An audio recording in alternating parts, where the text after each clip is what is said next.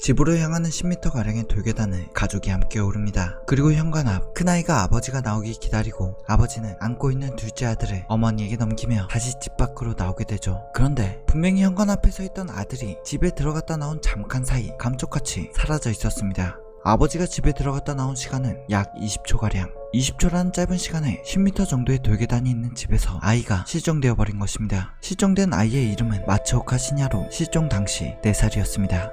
때는 1989년 3월 6일 이바라키현 우시쿠시에 살고 있던 시냐 가족은 시냐 외할머니의 부고 소식을 듣고 고마스시마시로 향하게 됩니다. 시냐 가족은 장례식에 참여하고 장례식이 끝날 때까지 쓰르기정에 있는 시냐 어머니의 친척집에서 신세를 지기로 하죠. 이곳은 꽤 오지의 마을로 해발 200m 정도의 산간 지역의 산길 종점 부근에 위치한 곳이었습니다. 가족들은 이곳에서 하룻밤을 묵고 3월 7일 아침 아버지인 마츠오카 마사노부는 아이들과 친척, 조카들을 데리고 집 근처에 가볍게 산책을 나오죠. 산책은 아침밥을 먹어야 했기에 10여 분 정도로 짧았습니다. 짧은 산책에 시냐는 조금 더 산책을 하고 싶어 했죠. 하여 아버지 마사노부는 아이들을 집에다 데려다주고 시냐의 산책을 조금 더 해주기 위해 일단 집으로 다시 돌아갑니다. 돌계단을 오르고 산책을 더 하려는 시냐는 현관에서 기다리고 둘째 아들을 어머니에게 넘기고 바로 밖으로 나갔죠. 그리고 그 짧은 20초 사이 시냐는 마치 땅으로 꺼진 듯 사라져 있었습니다. 아버지는 시냐가 먼저 나갔나 하여 근처를 바로 둘러보지만 시냐를 찾을 수 없었죠. 작은 마을에 약 20초 정도의 짧은 시간이라면 시냐가 먼저 나갔다고 해도 바로 뒤따라 나간다면 모습이 보여야 했습니다. 그러나 바로 뒤쫓아온 아버지도 시냐가 사라졌다는 말을 듣고 난 가족들도 친척의 연락으로 수색을 도운 마을 소방대원들도 마을 어느 곳에서도 시냐를 찾지 못합니다.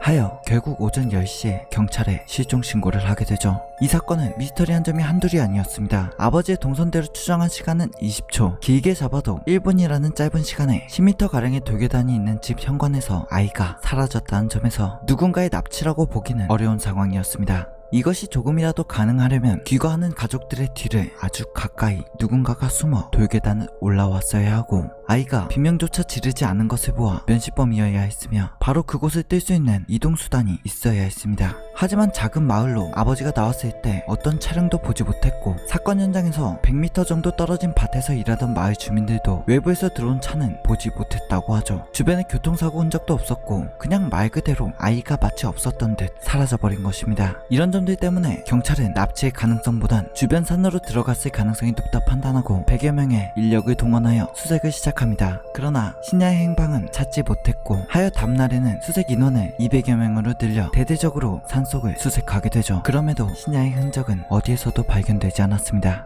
시간은 흐르며 시냐의 행방을 찾을 수가 없고 언제까지 친척집에 있을 수 없던 시냐 가족들은 3월 17일에 일단 이바라키현의 자신들의 집으로 돌아가기로 합니다. 그런데 돌아가려고 했던 17일 전날 16일에 누군가에게 친척집으로 전화가 옵니다. 친척집으로 전화를 건 사람은 자신을 이바라키현의 세이케이 유치원에 다니는 마리코의 어머니라고 말하며 이렇게 말합니다.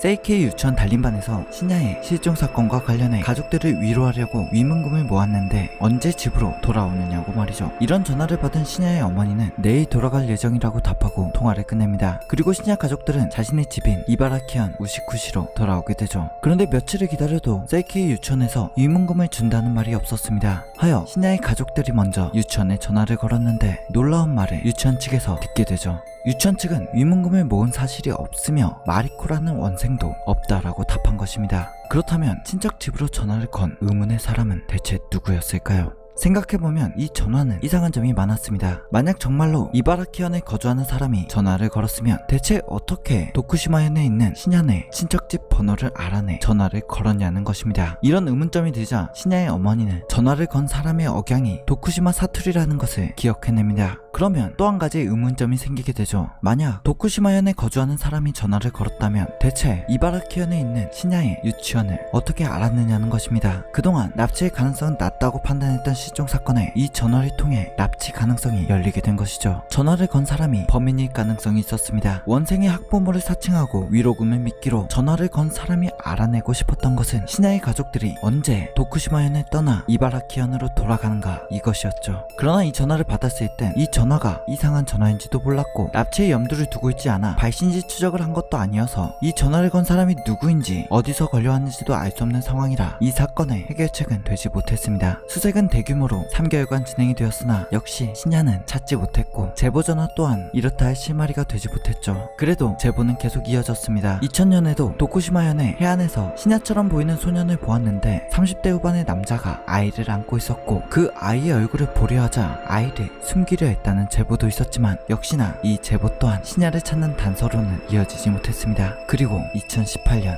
1월 31일 한 실종자 특집 방송에 나온 남성 때문에 신야 실종 사건이 다시 화두에 오르게 됩니다. 방송에 나온 남성은 묘하게 신야와 닮아 있었죠. 그리고 이 남성은 4살 때부터 21살까지 모르는 아저씨에게 17년간 감금이 되었다가 도망쳤다고 말하고 있었습니다. 당시 방송에 나왔을 때 이 남성의 나이는 25살이어서 신야와 나이가 맞지 않았지만 외관이 신기하게 신야와 너무 닮았고 최근에 기억 상실이 있었다는 점과 4살 때 납치되었다는 점은 자연스럽게 이 남성과 신야를 연관짓게 만들었습니다. 하여 이런 많은 제보를 통해 신야의 부모님과 이 남성의 DNA 검사를 진행하게 되죠. 그러나 아쉽게도 신야의 아버지인 마츠오카 마사노부가 페이스북 계정으로 검사 결과가 친자가 아닌 것으로 나왔다라고 밝힙니다. 집 앞 현관 앞에서 20초 만에 사라진 마츠오카 신야. 마츠오카 신야 실종 사건은 일본 3대 어린이 실종 사건으로 불리며 우리는 모르는 어떤 비밀을 숨긴 채 아직까지 미제 사건으로 남아 있습니다.